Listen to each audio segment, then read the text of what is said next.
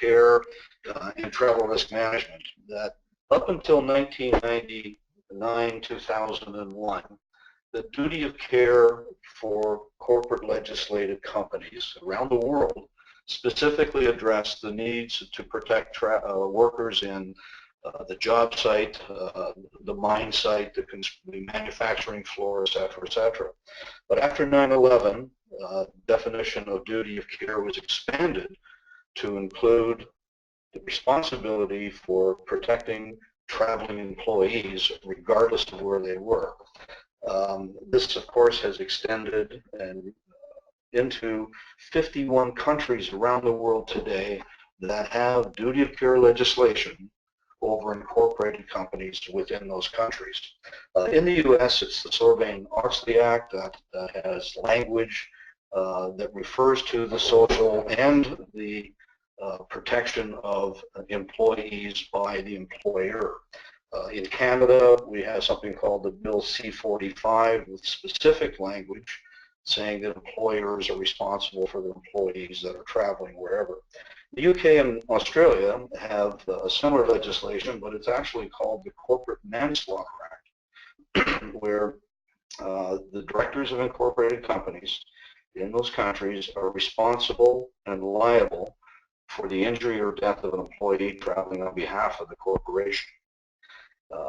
And to date, at least in the US, the numbers we've been able to see is that where there has been litigation by employees or their survivors back to the employer relative to duty of care omissions, that 34 out of 39 cases were settled on behalf of the claimants, in other words, the survivors or the actual employees.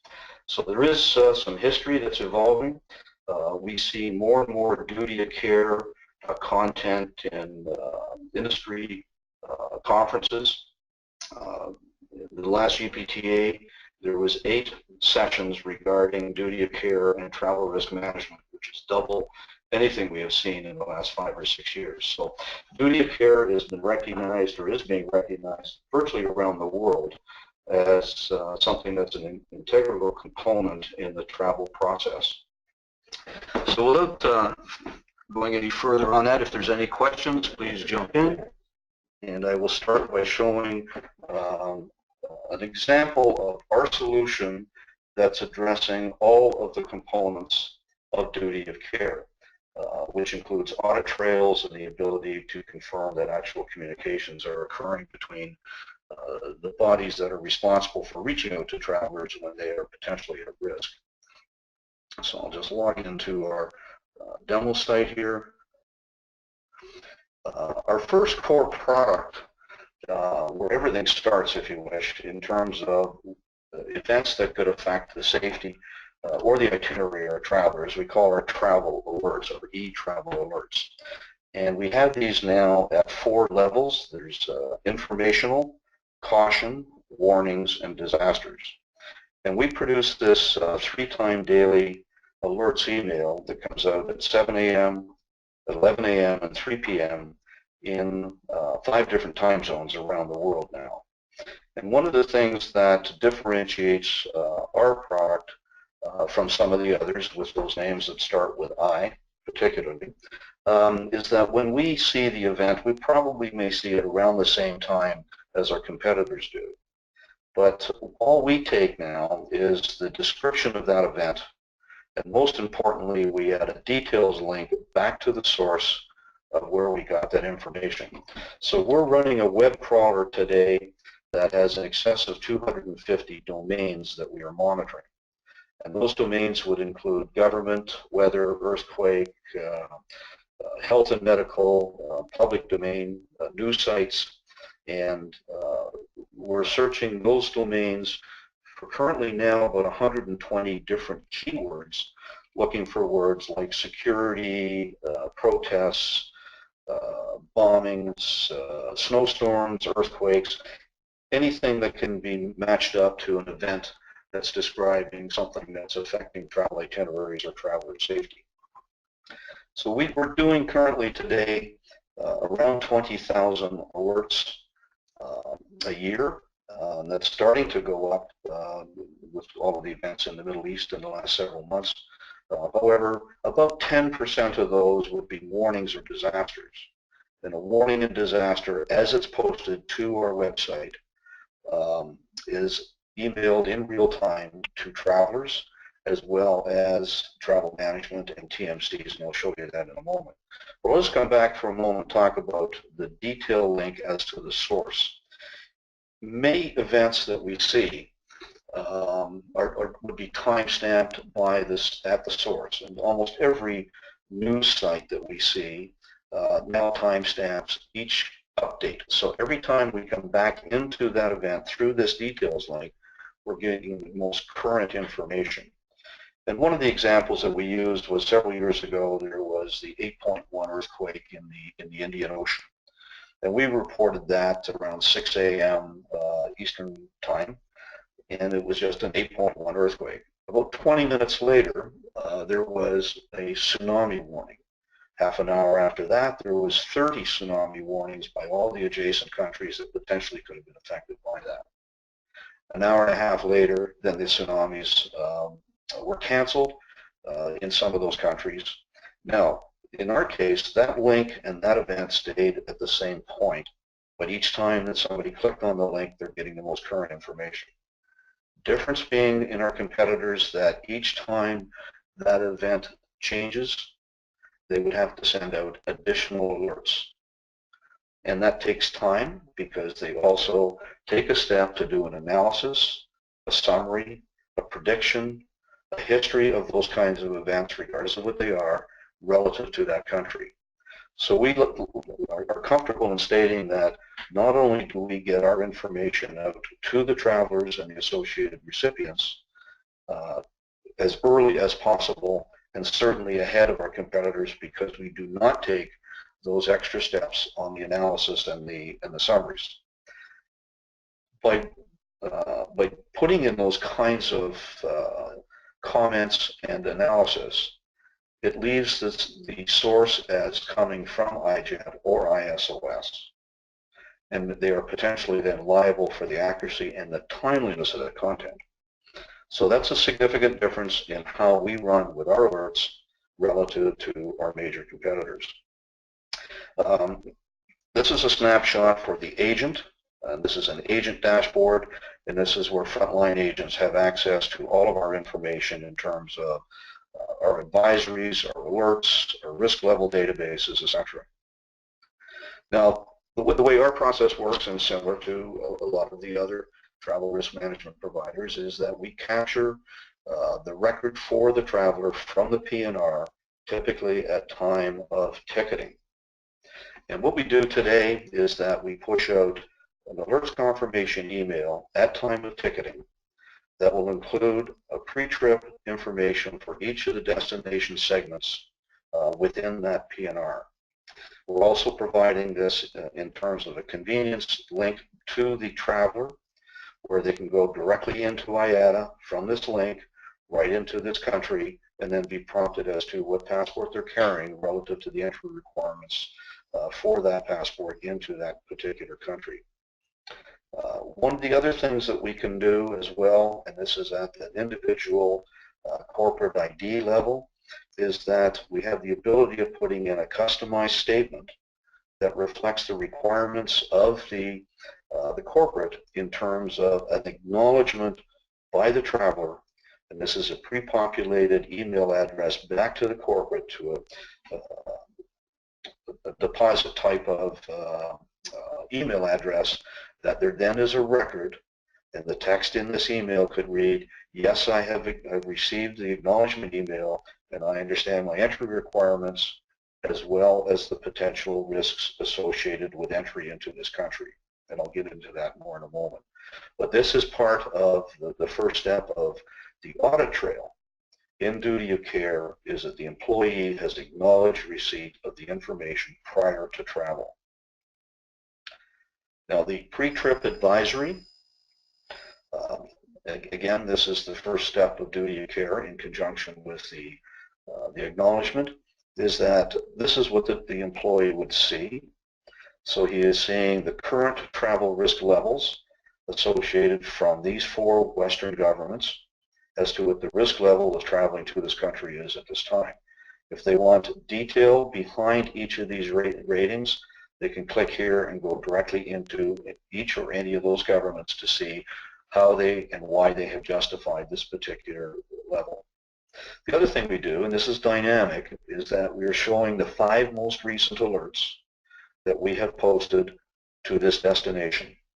And we're currently covering 200, roughly 200, 205, whatever it is today, based on the UN countries, that we're covering the entry requirements at the country level. Now, this gives the traveler, the employee, the ability to look at the risk level, the kind of events that have been occurring, and potentially, if there's upcoming events that are going to occur within his travel period, he'd be able to see what those events are, ostensibly giving the employee the option of coming back to the employer saying, I don't think I should be traveling to this destination at this time. And of course, we supplement this kind of dynamic information with analysis that we obtain primarily from governments and some security sites we subscribe to of the general security and caution advice associated with this particular country. In addition to that, we go back into the detail of the entry requirements for this country. We're reminding the traveler that non-compliance with entry requirement may result in denied boarding, denied entry. And also on behalf of the TMC, we can be putting the TMC's custom preferred supplier link in here or not relative to the relationship between the corporate, the TMC, and or the visa supplier. Then the rest of this goes back to our roots in 1988 when we developed this Know Before You Go document. The rest of the information is generally available throughout the internet, but all we've done is left the categories and links into the various sites where they can get current information. Health and medical, of course, for tropical countries, we have an extensive number of click-through pages into do's and don'ts about making sure you know where your water's coming from and look out for the ice cubes, and the fruit is being washed, and don't eat food off the street, etc. And if there's any malaria, dengue fever, chikungunya, and all those kinds of events within those countries, it would be spelled out in here in much more detail. So that's the Know Before You Go, intended as the first step involving the traveler in terms of the ability to understand the environment that he's about to travel into. Now, if the time of ticketing, if that occurred yesterday and the traveler is traveling tomorrow and returning 3 weeks from now, if a warning or a disaster is posted to their destination in real time, we push this out to the traveler, again with a link in here that your travel policy requires acknowledgement of this alert. So this again is the pre-populated email based on the text and the requirement of each individual corporate that will then have a record that says, that will show that this traveler has received and acknowledged the content of the information that's being communicated to him. So again, this is a warning within it could be an event that definitely will affect his itinerary or definitely will have a potential effect on his safety. Now, as we do that, we also will push out a tracker summary report, again in real time, and this would be the TMC's version that would show all of the travelers at this destination that just received this event. Concurrent with that, we can also be sending to the corporate a list of the employees, and only those employees that have received this event. So this is the trigger for traveler tracking, either by the TMC or independently by the corporate. And in both cases, on the TMC level and in the corporate tracker summary level, we can be sending up to 7 different copies of this report. So depending on time of day, there may be different departments on a 9 to 5 basis that would be taking action, or more commonly, as we're seeing today, that the 724 Traveler Support Services by TMCs are morphing into proactively now reaching out to travelers on a 724 basis, so that The tracker summary would be going to that 724 service. In larger corporations, we see that being done by internal security departments or crisis management departments, depending on the size of those companies. But nevertheless, the tracker summary report being initiated in real time as this email is going to the traveler is the trigger to initiate traveler tracking and reaching out to the traveler, and I'll show you that functionality in a moment. So this is the next major step of duty of care. Now, the other thing that we are incorporating within the near term is the ability to track whether or not this email, one, has been received by the traveler, and secondly, we will be able to track whether or not the traveler opened it. And those corresponding records would be retained by us in the event that there's any liability or litigation issues sometime down the road where the traveler says, I never received it. And we'll be able to determine, one, whether he did, and secondly, whether or not he actually opened it. And that's kind of a state-of-the-art step now in the functionality in the duty of care process. Now I've got some static screenshots through here that I'll now go into a live version of our tracker product. And what we're showing here is the dashboard, the landing page. And as the user comes into the tracker dashboard, he'll now be triggered as to that there are travelers that are ticketed or actually in destinations with extreme risks. And so this just takes us to a graphical map showing where travelers are by the various risk levels. So these are travelers, again, that are either ticketed to or actually in these countries. And I can do these by various levels. See how many got. These are dummy transactions, by the way, that we have in here. And I can do it also but whether or not they're in transit, or let's look at everyone we got over the next 30 days. Again, ticketed to or actually in these countries. Now, at this point, I won't drill down into the individual tracker record, but you'll see how that works in a moment. So the next display here is the 25 most recent alerts. And you can see that not only are they, let's see, informational, caution, and I don't see any warnings or disasters at the moment, but then the symbol within each of these is saying what the type of event that it is. So that we're covering now, let's see, in our keyword searches we're doing over 100, but on the legends we're up to this many, whatever that is, probably about 36 or so. So this is not only showing where the event is, but the type of event.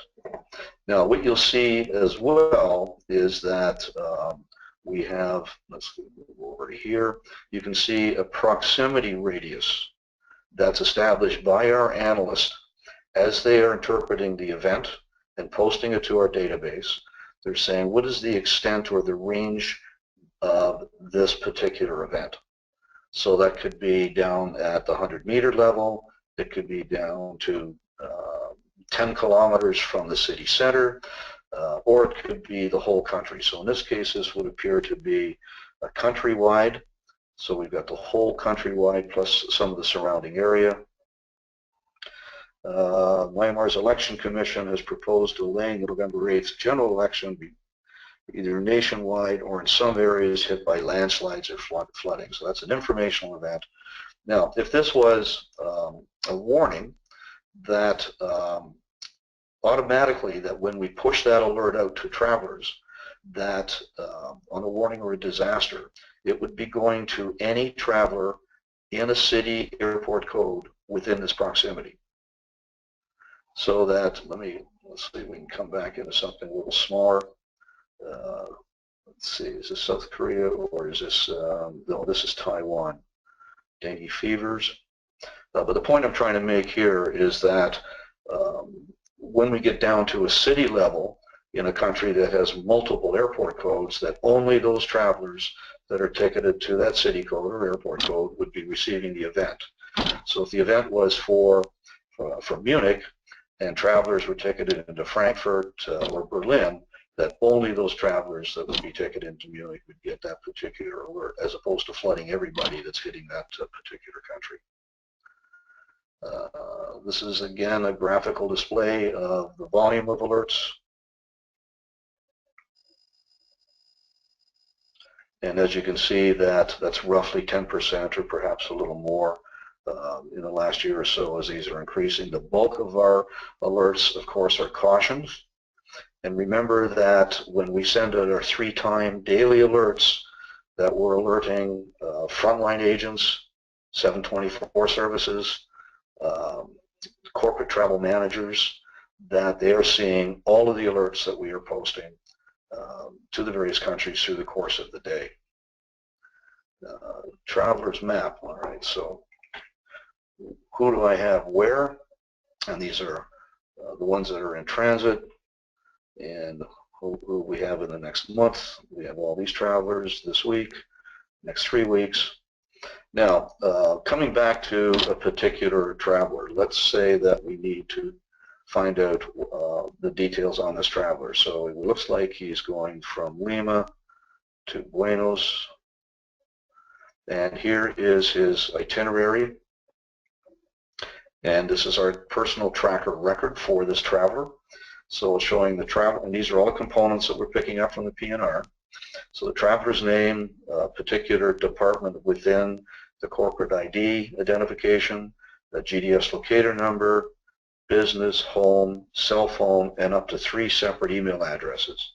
Now typically the phone numbers and the email addresses are originating from a profile on that traveler, but we can carry all of the necessary points in terms of reaching out to that traveler. So here are, I guess we got some transit points in here, yeah, as well as the destinations. So that even if we're posting an alert to a transit point, that would still be going to that particular traveler. With the advent of in-flight Wi-Fi these days, that we anticipate there'll be more and more opportunity to keep travelers alert prior to their landing, either at a transit point or their destination, of events that again that could affect their itinerary or safety. From a hotel point of view, by mousing over here, if we have it, and again these are dummy records, by mousing over the hotel name, it will pop up the telephone number for that particular hotel at that destination. So it's giving the person and folks that are responsible for reaching out to the traveler all of the information that we can capture in order to confirm the traveler's okay, or secondly, that we need to change or they need to change the itinerary. Now, one of the things we're starting to see as well, because of time zones, is that travelers in alternative time zones, that we're hearing that the 724 services are proactively reaching the traveler before the traveler's even opened his email, because potentially that traveler's still in bed.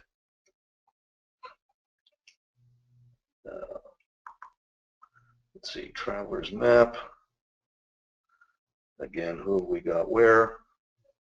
Travelers by risk level. This is another one that is of quite valuable in terms of, here we got, let's see here, again, this allows me, travelers by risk, to actually go in to the risk database to see why or how that particular country has been recorded as, in this case, extreme.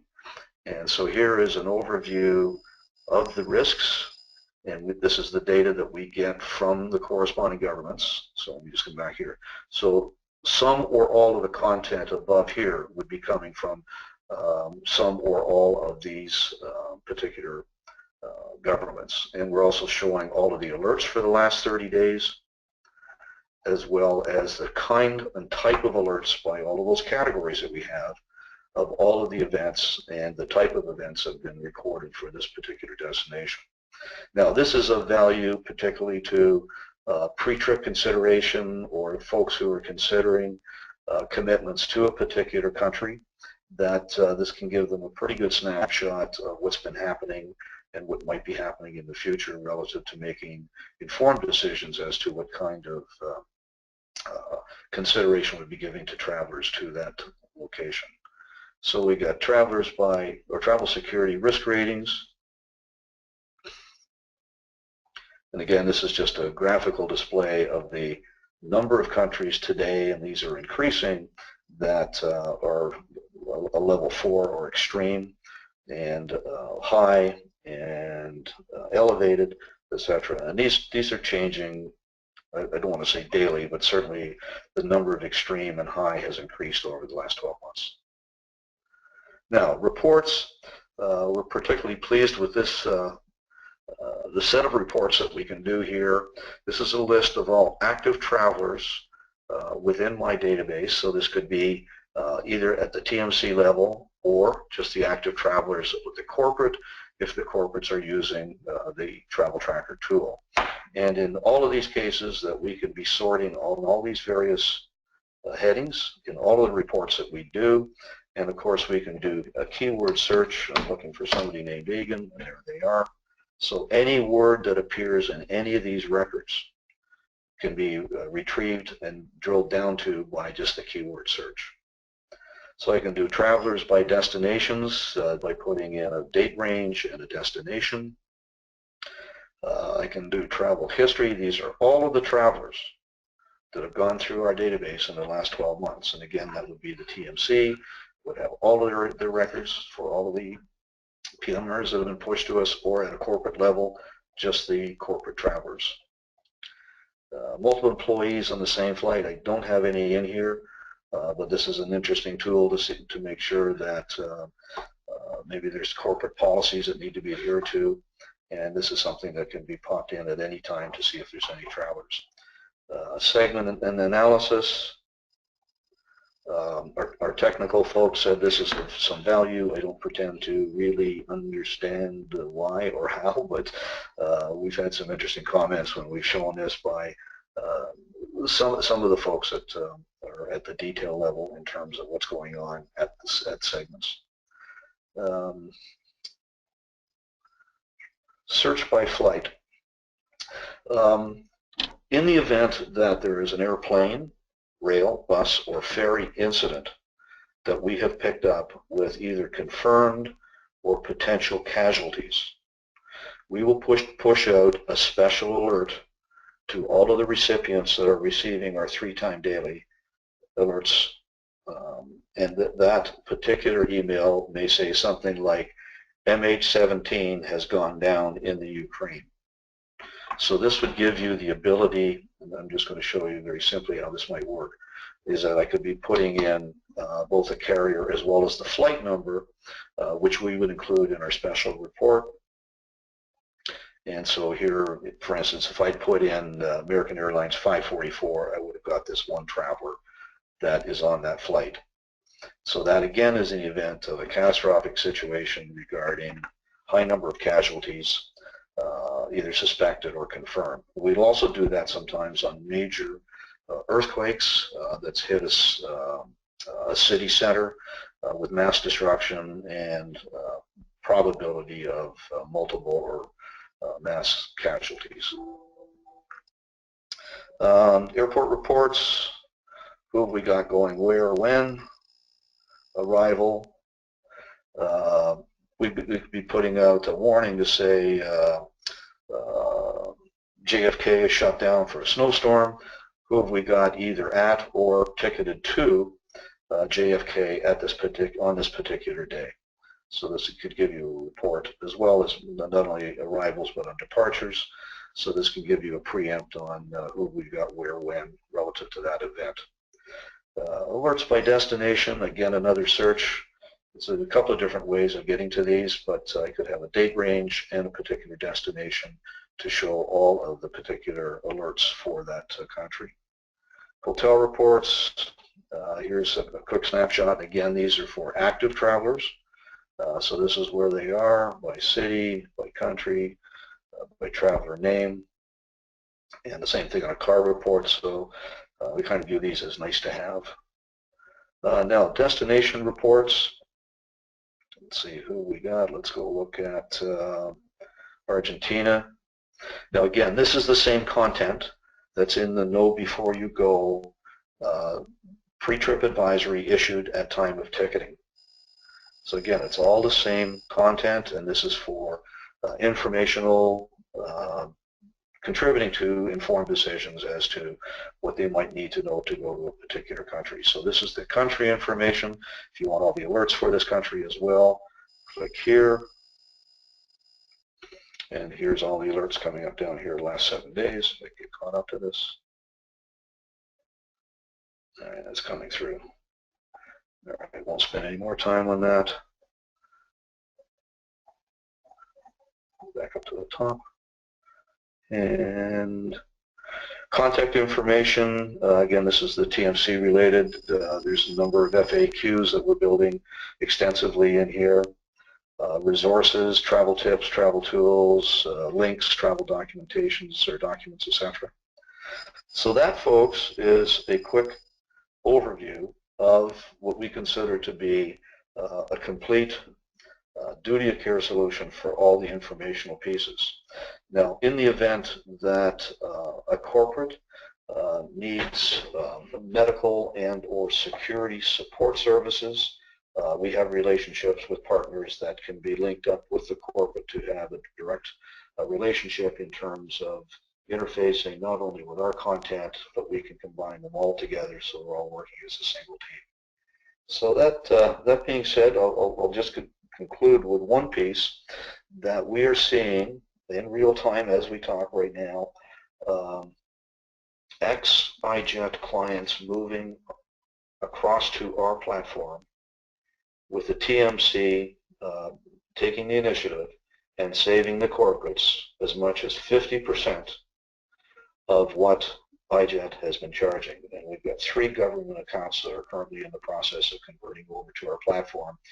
This is through a different TMC, but the key piece of information now is if any of you folks are on iJet, you may want to talk to Elizabeth and see what kind of probable cost savings that you can achieve relative to our content. So Elizabeth, that's I think everything I need to say at this point. I'd be more than happy to entertain any questions that could come up from you folks. Okay, great. Thank you so much, Don.